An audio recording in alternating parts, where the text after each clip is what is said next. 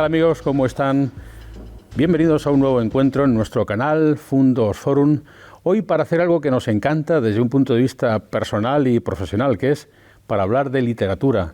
Y hacerlo con un autor nuestro, un autor vallisoletano, castellano y leonés, que además ha sido capaz de inventar un género, el thriller vallisoletano, y que con su última novela, La suerte del enano, ha consolidado una trayectoria profesional corta, pero ya plagada de éxitos. Estamos con César Pérez Gellida. Hola César, bienvenido. Muchas gracias, un placer. Gracias por acompañarnos a un autor que, como digo, en los últimos tiempos ha creado un género y que además ha conseguido algo que mucha gente intenta y que muy poca gente consigue, que es el sueño de dejar su trabajo y dedicarse a la literatura. César era director comercial en una empresa de Castilla y León y un buen día decidió que lo suyo era escribir y se dedicó a hacerlo. Tengo entendido que solamente hay unas 100 personas en España más o menos que pueden vivir del oficio de escribir. El sueño, por lo tanto, cumplido, el suyo, es un sueño poco frecuente. Por desgracia, por desgracia. Y fíjate que lo mío no es algo vocacional, lo mío surgió casi por necesidad. Y es verdad que es un síntoma de muy poca salud a nivel cultural que solamente podamos ser esos 100, 120, 90, no sé cuál es la cifra, que podamos dedicarnos a este maravilloso oficio que es el de la escritura. La escritura que por lo demás atraviesa unos momentos singulares, porque se dice, César, que la COVID ha acarreado un incremento en el número de lectores, hemos estado más en casa, y también hay quien registra un incremento en las ventas de libros en papel, también por lo mismo, seguramente. Sí, yo creo que se han recuperado ahí un volumen de lectores latentes que estaban ahí, que quizá con el tiempo pues habían abandonado el hábito de la lectura, pero que paradójicamente este regreso de tiempo obligado de estar en nuestras casas nos ha dado pues la posibilidad de reencontrarse con la lectura. Vamos a hablar durante este tiempo, durante este rato que estaremos con César, de lectura, de literatura, pero quiero empezar hablando un poco de la suerte del enano, de su última novela, en la que aparece una frase espectacular que yo creo que define toda su producción. Y es que usted descubre que entre suerte y muerte solamente hay una letra de diferencia entre la suerte y la muerte. Esto es en la vida. Sí, la suerte es un componente muy importante en la suerte del enano. De hecho, ese título yo lo encuentro cuando me doy cuenta que leyendo el texto trabajo mucho con ese componente. Y es verdad, entre la suerte y la muerte, al final solamente hay una letra de diferencia, que es esa ausencia o exceso de suerte o de infortunio que te hace pasar de uno al otro lado, ¿no? Y en la novela es como algo recurrente que es un fenómeno casi de estrés, ¿no? El estar al borde del abismo y que el personaje, que además no cree en la suerte, al final pueda cambiar de opinión. Cuando yo decía que usted se ha inaugurado un género, lo decía porque, para quien no le conozca, todas las tramas ocurren en Valladolid con personajes que son identificables, incluso algunos son personajes que corresponden a nombres reales, con marcas comerciales, con sitios definidos, e incluso de cuando en cuando aparece un calvo que escribe. Esto es una disrupción, esto es una cosa nueva, no es frecuente, no es común. Desde luego en Castilla y León nunca se ha dado este caso y ha tenido mucho éxito. Bueno, yo no es la primera vez que lo hago, este tipo de cameos. No sé a qué responde muy bien. Seguramente a esta intención que uno tiene, que cuando vaya a lo audiovisual, pues tener esa excusa para poder salir en una producción audiovisual. No, esto es una broma. Me gusta ser partícipe de mis propios textos, de ser ese escritor que también está pendiente de lo que ocurre dentro de la trama, viviendo la trama desde dentro. Y bueno, pues son escenas en las que me permito este tipo de detalles y que, bueno, los lectores que me conocen, pues les resulta divertido. Llega a aparecer incluso un personaje que se llama Puente, aunque no tiene nada que ver con el alcalde. Maneja además usted en esta novela un personaje femenino protagonista, que es Sara Robles. Sí. Hasta ahora usted lo había hecho más con personajes seguramente masculinos, sobre todo con Augusto Ledesma. Y creo que le he oído decir, César, que le ha resultado más difícil manejar un personaje femenino que un personaje masculino. Bueno, yo creo que tiene todo el sentido del mundo meterse en la cabeza de una mujer, porque al final un personaje es interpretación. Y a mí me cuesta mucho más interpretar un personaje femenino, lógicamente. Pero Sara Robles es un personaje que viene de una novela anterior, que es Sarna con gusto, que aparecía de forma quizá algo tangencial, pero que yo tenía la intuición de que podía dar más de sí, pero necesitaba un foco. Y este foco lo ha tenido La suerte del enano. Y eso que usted dice, que hay dos tipos de personas, las que piensan que hay dos tipos de personas y las que piensan que no hay dos tipos de personas. Al final todos tenemos la misma dificultad, ¿no? Sí, son estos juegos. Esto lo pongo en boca de uno de los protagonistas. Es un juego de palabras que habrá personas que se sientan identificados con ello, pero no hay, bajo mi punto de vista, 1 millón de tipos de personas. Y Sara Robles es un personaje que tiene unas particularidades que a mí me han hecho empatizar mucho con su personaje y sobre todo con esas necesidades físicas y profesionales que le hacen bueno, pues de tener sus derivas como personaje, y que a mí me complican las cosas. Y que a mí un personaje me complique mi trabajo me hace acercarme mucho a él. La suerte del enano es una cosa que todos hemos pensado alguna vez, que a todos nos ha pasado alguna vez, pero que en la novela pasa todo el rato, ¿eh? La gente de la novela tiene muy mala suerte, que es en cierto modo lo que nos está pasando últimamente, que parece que las cosas en la humanidad nos están saliendo mal. Parece que esté vigente el concepto de la suerte de un enano. Bueno, no es este refrán como termina, no es un refrán, es un dicho. No hay tanta gente. Yo pensé que todo el mundo sabía completar esa frase. Y me he dado cuenta cuando hice la promoción de la novela que no hay mucha gente que sepa en Castilla. Sí. Y yo era algo que daba por hecho y resulta que no es así, ¿no?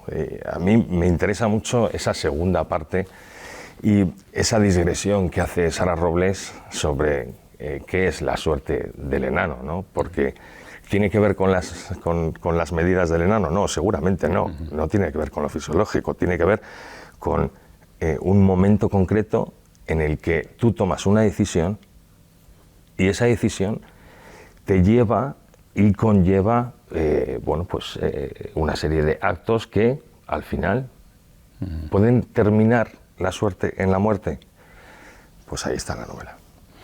El jediismo extremo, además de un hashtag, es una forma de entender bueno, la vida de la cotidianidad. Una ciudad tranquila, provinciana como Valladolid, de repente se convierte en un escenario de muertos a pares. Este es un juego intelectual difícil, porque entre quedarse y pasarse hay muy poca distancia. ¿Cómo consigue usted darle veracidad a algo tan extremo? Yo creo que esto está en la tarea del escritor, hacer confundir la ficción con la realidad, para que en algún momento los lectores, que saben que lo que están leyendo es ficción, lleguen a empatizar con los personajes y puedan vivir los hechos desde un punto de vista muy cercano. Tienes que hacer partícipe al lector. Y mezclando realidad y ficción consigues de alguna forma confundir al lector. Ahora, esa dosificación es lo que te da el diferenciarte de un ensayo o hacer una ficción realista, que es lo que a mí me interesa. Y es tan rotunda, tan contundente la trama que le dará a usted continuidad. ¿Sara Robles llamará a su padre? No te lo puedo contar. No te lo puedo contar. En mi cabeza hay N.000 posibilidades. Cuando yo termino un proyecto como La suerte del enano, se te abren muchas posibilidades, pero tienes que ser honesto y tienes que saber qué es lo que realmente te apetece como línea continuista o una ruptura. Entonces, lo siguiente estará en septiembre del año que viene y veremos. ¿Cómo trabaja usted? Porque tengo entendido que una de sus costumbres es poner en marcha un secador de secador de pelo, y con su ruido, lo puedo acreditar, que el otro día lo escuché, redacta usted sus textos. ¿Y eso? Es absolutamente cierto. ¿Pero todo el tiempo? Sí, sí, absolutamente cierto. Pero es una manía, si se puede llamar manía, que yo arrastro de mucho antes. Yo soy un secadicto, y no soy el único. Hay mucha gente que es adicto a este ruido blanco continuo, que lo que te hace es aislarte del resto de ruidos, y para mí es como meterme en una burbuja. Y sí, yo arranco la jornada encendiendo mi secador y me provoca esta sensación de aislamiento. Yo tengo que hacer una labor de interpretación con los personajes cada vez que me pongo frente al teclado, y me ayuda. ¿Podría hacerlo sin el secador? Pues no lo sé, porque jamás he hecho la prueba. No, y viaja conmigo a todos los sitios. Es un poco ridículo porque, siendo calvo como soy, a veces que he tenido que pasar controles cuando he viajado fuera y he tenido que abrir la maleta, y este hombre de seguridad que mira el secador y me mira a mí, pues sí le dan ganas de desmontarlo, pero es difícil de contar, pero es así. Y para el que quiera ser Gellida, esa ensoñación que todos tenemos de escribir al menos una vez en la vida una novela, ¿cómo es el proceso de producción? ¿Cómo y cuánto se trabaja para llegar a construir una novela así de 500 páginas? Hay N mil métodos, hay tantos métodos como escritores. El mío no contempla un método como tal, porque yo no tengo un argumento previo, no hago un guión, no me ciño a una idea que tengo que seguir obligatoriamente, sino que me dejo guiar mucho por la intuición. Sí es verdad que tengo un boceto que voy torturando continuamente, pero mi única pretensión es que esa escena que yo he tenido en la cabeza durante la noche y que la he visualizado muchas veces, trasladarla al papel.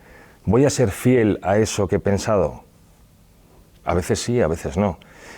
Hay veces que se me mueren personajes que yo he trabajado mucho y que en esa escena que no tenía previsto que ese personaje terminara como termina, veo esa oportunidad y la aprovecho. Eso me condiciona la trama hacia adelante. Y a mí me hace pensar, ¿por qué voy a trabajar hacia adelante en el desarrollo argumental si luego no soy fiel a eso que he pensado? Entonces, me ciño mucho en esa escena, en escribirla, y que tal y como me condicione, avanzar. ¿Y reescribe mucho, corrige mucho, tacha mucho? No, nada. Yo siempre, en el primer borrador hablo, en el primer borrador siempre hacia adelante. No me interesa ni siquiera escribirlo bien, simplemente escribir, desarrollar la historia. Ahora hay otra fase distinta, que es cuando termina el primer borrador, empiezas con el segundo borrador y hacia adelante. Yo imprimo, leo, hago anotaciones, y el hecho de avanzar sin tener un esquema previo te hace cometer muchos errores de argumento, que son errores que tienes que corregir cambiando muchas cosas de la trama. Pero en el momento en el que yo, después del tercero, cuarto, quinto, octavo borrador, considero que eso es coherente, que es una trama que está consolidada, a partir de ahí empieza la fase de escribir bien, porque yo creo que los escritores no tenemos solamente el oficio de contar historias, hay que contarlas bien.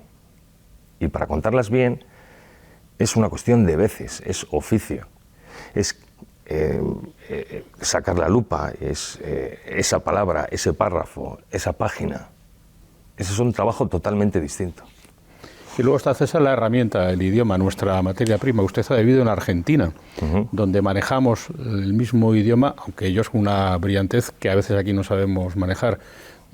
¿Qué poco cuidamos el idioma y de qué escasa brillantez hacemos uso, sobre todo en la cotidianidad, y seguramente los prescriptores, que son los que suelen hablar en los medios de comunicación generalista, qué poco estamos preservando esa herramienta, ¿verdad?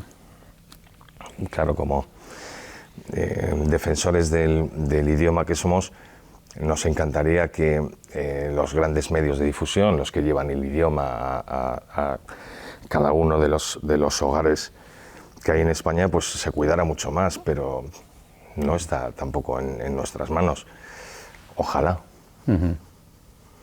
Estamos hablando de un niño prodigio en la literatura, entiéndaseme bien, usted no empezó de niño, obviamente, pero ya su primer libro tuvo éxito y contrató con editoriales importantes y le piden permanentemente. Vamos a hablar un poco del mundo editorial en este momento en España. Se dice que los que menos participan en el negocio son los escritores, que se llevan un 10% prácticamente de todo el volumen que genera una obra. ¿Esto es así? Sí, más o menos. Puede estar entre el 8 y el 11, una cosa así. Algunos escritores pueden tener el 12, pero al final viene siendo ese porcentaje. Lo que pasa es que hay muchos intervinientes. O sea, yo si lo veo desde un punto de vista egoísta como creador de la obra, parece muy poco. Pero un creador de la obra que no cuenta con una editorial que invierte un dinero en marketing y comunicación, los puntos de venta que se tienen que llevar un margen, los distribuidores, el transporte, hay muchos intervinientes. Entonces, me gustaría que el porcentaje fuera mayor, por supuesto. ¿Podría ser mayor? No lo sé. Quizá la digitalización puede operar activamente para que se aporte más valor a los intervinientes, sobre todo al autor, porque está el audiolibro, pero están también los libros digitales, incluso está la autoedición. ¿Cómo ve usted estos fenómenos? Posibilidades distintas. A mí me parece que todo es admisible, todo suma, no hay nada que yo vea perjudicial para el sector. Yo recuerdo hace mucho tiempo cuando estábamos hablando del formato digital, que las editoriales tradicionales no lo admitieron bien, tenían, no sé si miedo, pero sí era un competidor.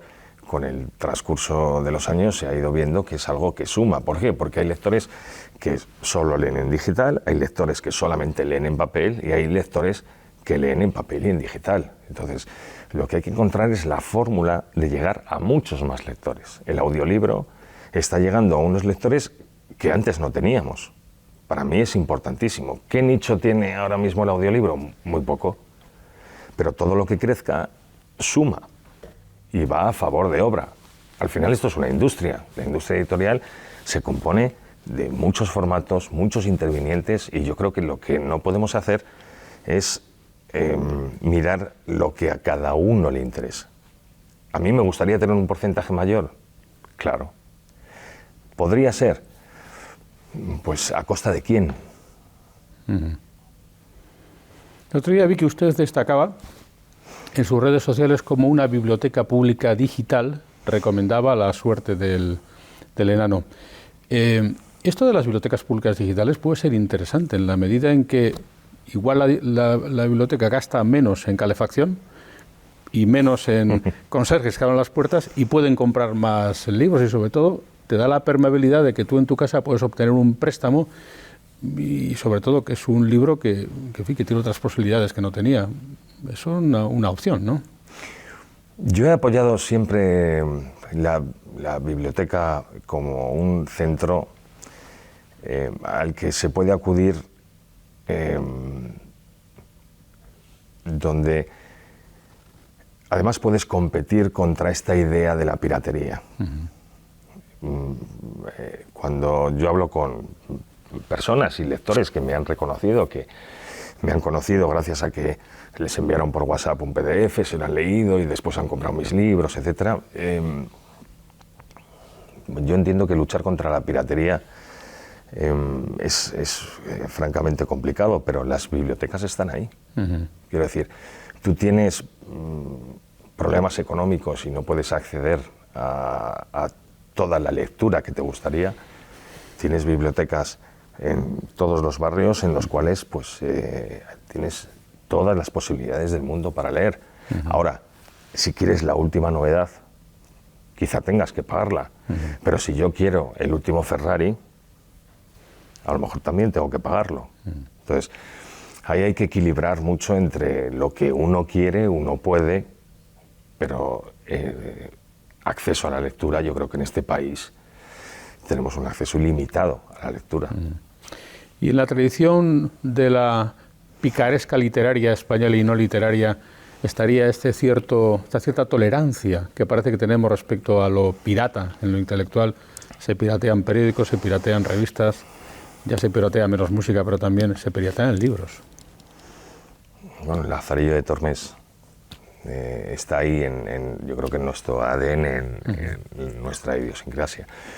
A mí me parece que el mayor problema no es la piratería en sí, por sí misma, sino en la justificación, ¿no? El hecho de que realmente uno, y no hablo solamente de la piratería editorial, hablo del negocio de la música, por ejemplo, que lo cambió radicalmente. Antes se compraban el formato físico y ahora no hay ningún artista que venda más de 3.000, por ejemplo, ¿no? Cuando antes se vendían cientos de miles. ¿Qué es lo que ha cambiado ahí? Que el músico tiene que enfrentarse al público y tiene esa posibilidad de hacer los conciertos en directo, y es absolutamente maravilloso. Los escritores no podemos hacer eso. El mester de juglaría y el mester de clerecía, eso se acabó. Entonces a nosotros nos dejan una posibilidad muy pequeña, que es, si queremos vivir de este oficio, es vendiendo ejemplares. No hay otra posibilidad. Y a mí es verdad que me da mucha rabia que haya gente, porque no es una cuestión de precio, bajo mi punto de vista, no es una cuestión de precio. Porque hay novelas a 1,99 que se piratean también. Entonces, si no te puedes permitir, si alguien no valora en 2 euros una novela, un trabajo que puede tener 18 meses, 20 meses o 30 o los que sean, me parece que estamos en un fango del que nos va a costar salir mucho. Ahí que deberíamos hacer más proselitismo, quizás campañas de concienciación, para que no fuera fácil, no en términos mecánicos, porque hoy por hoy pues, la multiplicación n veces de las cosas es sencilla, pero desde un punto de vista moral o ético, que la gente piensa, me están enviando esto, no está bien. La gente en general no tiene mucha información respecto de, en fin, de qué manera protegerse de estas cosas. Quizá las autoridades deberían hacer más campañas en defensa de la propiedad intelectual, al menos en Castilla y León. Es que el problema es que la propiedad intelectual no se entiende muy bien. Ese concepto, los derechos de autor, la gente de la calle no lo termina de entender muy bien. Desde luego requiere una concienciación, requiere muchas campañas y desde luego lo que requiere es que nadie se pueda lucrar del trabajo de otros. Y se está haciendo bien, yo creo, en este sentido, porque hace no mucho existían webs donde alguien se podía descargar una biblioteca entera, y hablo de miles de ejemplares que tú te podías descargar de todos los autores que quisieras, y el dueño de ese alojamiento se lucraba porque tenía banners, porque bueno, pues, esto es lo que no puede ser. No puede ser que a costa de mi trabajo y el de mis compañeros alguien se esté lucrando. Y desde luego educación y concienciación. No hay otra fórmula. ¿Es un camino corto? No. Yo creo que vamos en el buen camino, pero va a costar. ¿Hay cantera, César? ¿Se le acercan a usted personas que a la vista de su éxito, y es un poco el prototipo del personaje que ha tenido éxito viviendo de la escritura, que quieren hacer lo mismo, que le piden pauta? ¿Hay cantera en Castilla y León, en Valladolid, de escritores potenciales? Sí, y además es una de las cosas que a mí me Me gusta muchísimo cuando tengo actos públicos, encuentros con lectores y que no pocos de ellos te dicen que están escribiendo y que les gustaría y qué consejo les puedo dar. Yo siempre les digo lo mismo, y que tienen que distinguir entre querer, desear y necesitar. Si a su impulso como escritor se responden las dos primeras, querer y desear, que sigan en ello, pero que se lo tomen como un hobby. Si lo suyo es una necesidad, que se formen, que lean mucho, que escriban todos los días y que entiendan que es un camino complicado, porque es un camino complicado. Pero si necesitan hacerlo, hay que hacerlo, que nadie les diga que no se puede. Usted, como buen vallisoletano, es muy amante del rugby, un deporte que en la ciudad de Valladolid tiene un éxito muy considerable, es de las grandes ciudades de España en este deporte. ¿Qué nos enseña el rugby de la vida? Los valores que tiene el rugby como deporte. Yo conozco no solamente el rugby, yo he jugado muchos años a balonmano. Por mi entorno cercano estoy muy vinculado al fútbol y otros deportes, también el baloncesto. Y los valores del rugby son del rugby: la constancia, el trabajo en equipo, el esfuerzo. El hecho de que pueda jugar cualquiera, independientemente de sus condiciones físicas, tiene un espacio en el 15 de ese equipo que va a saltar al campo, es para mí absolutamente maravilloso. Y tenemos la enorme fortuna de que en Valladolid hay dos clubes muy consolidados que además son dos clubes que se retroalimentan, porque uno no sería tan grande sin la oposición del otro club. Y yo creo que eso Valladolid nos hace únicos. Creo que tiene que ver mucho con nuestra idiosincrasia. La diferencia que se establece siempre entre el fútbol y el rugby, deporte de villanos, jugado por caballeros, jugado por villanos, ¿sigue siendo válida o le parece que ya se puede superar? A mí nunca me ha gustado esa comparación. La verdad que no. A mí me gusta el fútbol también. Lo que pasa es que me aburre. Me gusta mucho el fútbol cuando hay algo de compromiso, cuando hay algún título en juego, y quizá tiene que ver con que no entiendo demasiado el fútbol. Nunca lo he jugado y tengo un conocimiento, he visto miles de partidos de fútbol y tengo un conocimiento de barra de bar. Pero del rugby no, del rugby yo creo que sé de rugby, creo que entiendo muy bien ese deporte.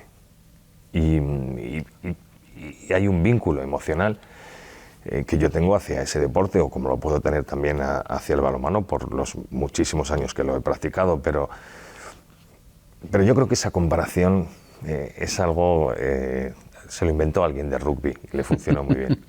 En el rugby hay un tercer tiempo, que es en lo que estaría ahora la humanidad, si Dios quiere, con el final en el que estamos de la COVID, que por cierto he leído, César, que usted quiere hacer tabla rasa de la COVID, que quiere desincorporarla de su memoria, que no quiere saber nada de este tiempo. ¿Cómo lo ha vivido? ¿Muy confinado? Bueno, los escritores nos autoconfinamos por voluntad propia, con lo cual a nivel profesional yo no he tenido demasiado problema. A nivel profesional mi ritmo de producción ha sido el mismo, ni mayor ni menor. Pero a nivel personal sí que me ha complicado bastante. Yo tengo una vida social intensa y el hecho de no poder premiarme con el contacto físico, con mis amigos, con mi familia, con mi gente, sí me ha complicado la cabeza, se me ha hecho muy largo. Y considero además que en ficción los lectores no van a querer saber mucho de pandemia. No lo puedo obviar, porque mis libros están conectados con la realidad, pero no va a ser un componente que tenga importancia dentro de mis novelas. Va a estar ahí y además en el horizonte temporal de mis novelas voy a hacer un salto de antes de la pandemia y después de la pandemia, porque además me encaja perfectamente en la línea argumental que yo tengo en la cabeza. ¿Cómo ha visto usted la gestión de este episodio, que se ha privado de libertades a los ciudadanos, en el que se ha condicionado una actividad que es muy importante para sus novelas, que es la actividad del ocio, de los bares, de los restaurantes, que ha habido que inventar toda una estrategia para que se maneje el mundo entero? ¿Cómo lo ha visto usted de acertado o desacertado? No tengo nada positivo o sea, no pondría ninguna medalla a nadie de las personas que han tomado las decisiones. No me gustaría haberme visto yo en su tesitura, pero desde mi situación elogios no tengo ninguno. Me parece que se han dejado manejar por la desinformación, por el miedo. Creo que hemos visto que tenemos una clase política de calidad media-baja y que en cierta medida se han preocupado más de su imagen que de lo que estaba sucediendo, y eso me ha molestado muchísimo. Me ha molestado muchísimo, como yo creo que toda la población, ¿no? Nos hemos visto un poco desprotegidos. ¿Se podría haber hecho de otra forma? No lo sé. No tengo la seguridad para decir se han equivocado en esto, deberían haber hecho otra cosa, no lo sé. Pero a mí, desde luego, me ha parecido que no ha habido esa sensación de protección, de decir, bueno, la gente que está al volante sabe en la dirección en la que tenemos que ir. Y luego los perjudicados han sido los mismos. Todo lo que se ha hecho contra la hostelería a mí me parece criminal. La cantidad de gente que se ha quedado por el camino, por esa sensación de que los culpables eran ellos. A mí eso realmente, por la relación que tengo con el mundo de la hostelería, amigos íntimos, familias que lo han pasado mal, me ha costado. Y que incluso podría que parte de esos escenarios no se recuperarán nunca. Establecimientos que hayan cerrado, que ya nunca más puedan volver a abrir, carreras truncadas. Claro, sí, es dramático. ¿Cómo recuperas? Y sobre todo la sensación de que te señalen continuamente con el dedo. Y decisiones que han durado semanas y vuelves a abrir y vuelves a cerrar y vuelves a poner la maquinaria en marcha, la tienes que volver a parar. La emoción de retomar tu negocio y la decepción de tener que cerrarlo continuamente, para mí es como una tortura sin plazo. Le leemos habitualmente en las páginas del norte de Castilla, donde tiene la oportunidad semanalmente de comentar la actualidad. ¿Cómo de riguroso le parece el oficio del escritor articulista? Riguroso en el sentido de rigor de trabajo, de tener todas las semanas que entregar a fecha cierta y sin remisión. A mí no me cuesta. Yo soy una persona bastante organizada en cuanto a que sé que necesito determinado tiempo a la semana para el artículo. Normalmente ya lo tengo trabajado en mi cabeza y simplemente necesito estar centrado y en un tiempo determinado, 2-3 horas, eso está. Hay que ser constante, riguroso y sobre todo el mayor problema es que hay que saber qué quieres contar y cómo quieres contarlo. Porque a mí lo que no me gusta que no tiene por qué ser la línea que yo llevo, pero a mí no me gusta esta labor de proselitismo a la hora de que tus palabras tengan mayor consideración por quién eres. ¿No? Eso de llevar firma en tu columna parece que tus palabras tienen más peso. Yo eso, desde luego, nunca he tratado de que sea así, pero bueno, a mí me encanta y me gusta y estoy muy orgulloso además de escribir en el norte de Castilla porque es del IBEX, es algo como que para mí era aspiracional y son muchos años ya. Yo llevo ya muchos años escribiendo en el norte de Castilla. Y además, para los aficionados a Gellida, por los muchos gedillistas, En este concepto del escritor moderno, que deviene de su profesión marketingiana, del concepto global de la comunicación, también se ha convertido en entrevistador, con, lo voy a decir bien, nocturnidad y vendimiosidad para Cuatro Rayas, una bodega excelente de Rueda. ¿Cómo se ve usted en esa faceta de entrevistador de personajes? No es fácil, ¿eh? No, yo me divierto mucho. Me gusta tener también esas otras facetas en las que por obligación te hacen sacarte de tu rutina, de esa cotidianidad tan fea como es la nuestra, ¿no? Enfrentado siempre a un teclado que no te cuenta nada. Esto es una propuesta que sale de Bodegas Cuatro Rayas y que yo les propongo un formato de entrevista distinto, un poco canalla, con gente siempre vinculada al mundo del arte y la cultura. Y es que el buen rollismo, por decirlo de alguna forma, es la línea general, ¿no? Y sobre todo tratar de sorprender al invitado con una entrevista rápida, respuestas cortas, donde haya mucho de improvisación, ¿no? Esto es lo que sostiene este formato y me divierto muchísimo. La verdad es que se les nota, y se le nota que también usted tiene afinidades hacia el mundo audiovisual. De hecho, veo que algunos de sus personajes tendrían actores y actrices con nombres y apellidos en su desideratum, y que incluso algunas de sus producciones pueden pasar próximamente al mundo audiovisual, ¿no? Convertirse en series. Llevamos años en ello. Recuerdo cuando arrancamos el proyecto de Memento Mori como un proyecto audiovisual de mano de Zebra Producciones, que es mi productora, la que tiene la cesión de los derechos de todas mis novelas. Y nos teníamos un escenario que era un escenario optimista, otro realista y otro pesimista. El pesimista lo hemos superado con meses, diría años. Ahí vino el enano. Exacto. ¿Por qué? Son procesos muy largos, donde interviene una cantidad económica importante, quiere decir que hay determinados riesgos que se tienen que analizar muy profundamente, pero ahora estamos en un punto en el que están hechos los guiones, está hecho el precasting, está hecho el presupuesto de la serie y falta el banderazo de salida. pero el banderazo de salida, bajo mi punto de vista, tenía que haber sido hace un mes y medio. Pero los tiempos en sus cabezas y en mi cabeza no transcurren de la misma forma. Hay que esperar.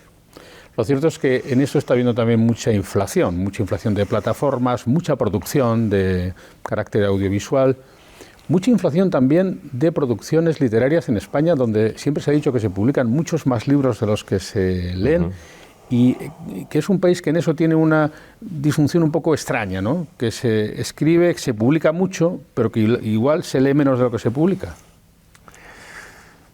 Yo no sé realmente cuál es el ritmo de producción editorial ideal en nuestro país. Es verdad que si comparamos los números de España con números como los del Reino Unido, Francia o Alemania, tenemos una producción disparada, muy por encima de lo que demanda el público lector. Y que hay cifras que sonrojecen en este país, que es que el 85% de las publicaciones venden menos de 500 ejemplares. A mí no me corresponde hacer este análisis. Esto es la industria editorial los que tienen que ajustar las piezas.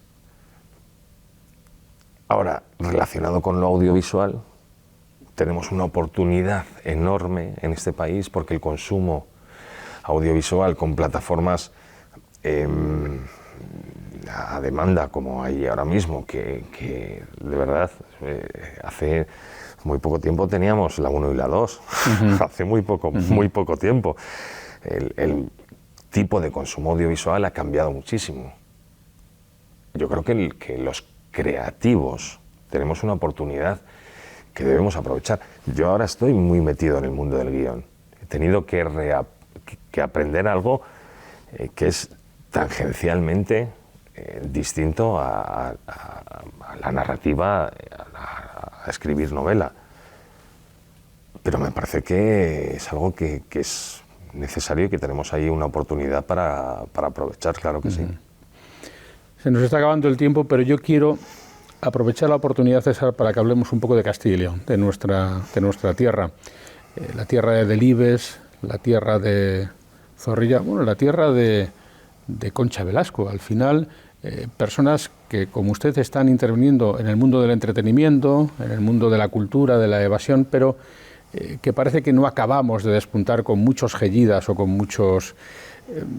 es verdad que también tenemos Gamonedas, pero nos falta un punto.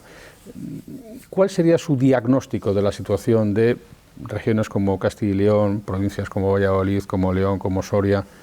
¿Qué nos falta, César? Yo creo que no es un asunto puntual de nuestra región. El problema, y no es un problema menor, es que lo cultural ahora mismo cada vez tiene menos cabida. Tiene menos cabida en los medios, tiene menos cabida en la cabeza de las personas, y esos espacios nos lo han ganado otros entretenimientos. Yo creo que hay que pensar en fórmulas distintas, hay que pensar en llegar a públicos distintos. Estamos perdiendo lectores, no los estamos perdiendo, no estamos ganando nuevos lectores. Esto es un problema gigante, pero no nos estamos planteando cómo llegar a nuevos lectores. Llevamos con la maquinaria engrasada, con los mismos engranajes desde el siglo XIX. Uh-huh. En algún momento nos tenemos que plantear que tenemos que competir con otras opciones de entretenimiento que son mucho más potentes que el papel. Uh-huh. Y no me da la sensación de que las personas que tienen que tomar este tipo de decisiones estén a la altura de esas necesidades que tenemos. Entonces el panorama, desde luego, muy halagüeño no es, hablando en la parte editorial. En el ámbito cultural, pues tiene mucho que ver con los políticos, con las decisiones que se toman, con los espacios que tenemos, con lo peyorativo incluso que está relacionado con el mundo de la cultura, que a uno, pues la verdad es que le termina enfadando, claro. Uh-huh.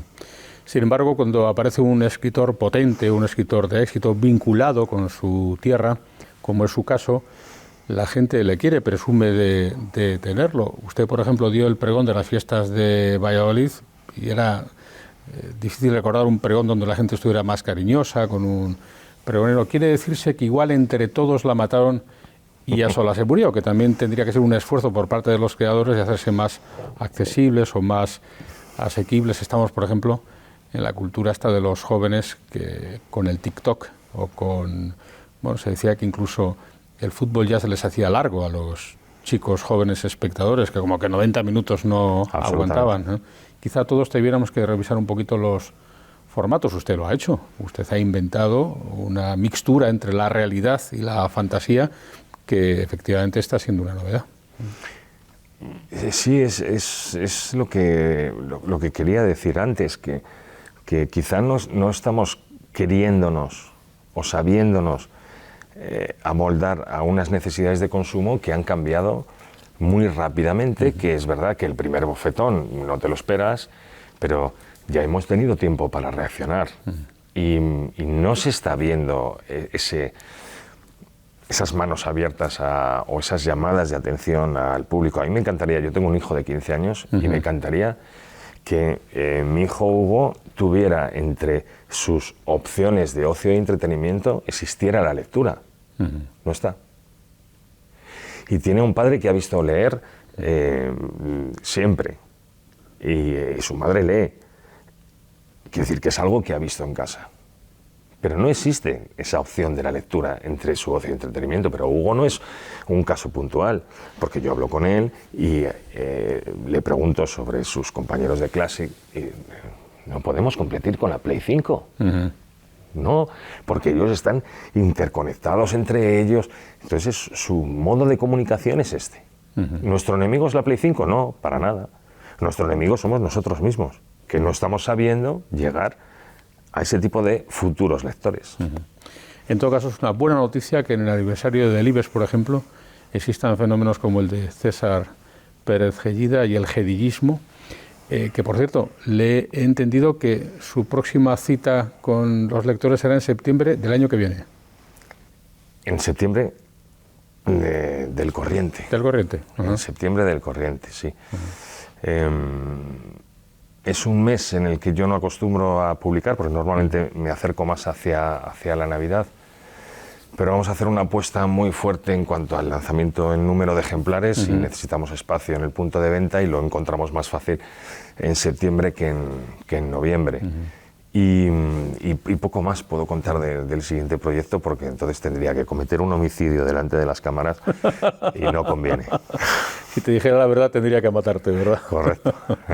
César, muchísimas gracias por este encuentro entre el lector y el autor, que siempre tiene un punto de mágico y que estoy seguro que quienes comparten con nosotros este rato en Canal Fundos Forum también lo han sentido igual, y ya estamos con expectación. Creí que era el año que viene, falta menos de lo que yo pensaba en la próxima producción de César Pérez Gellida. Gracias. Un placer. Y a ustedes gracias también por su atención y nos seguimos encontrando aquí en Canal Fundos Forum.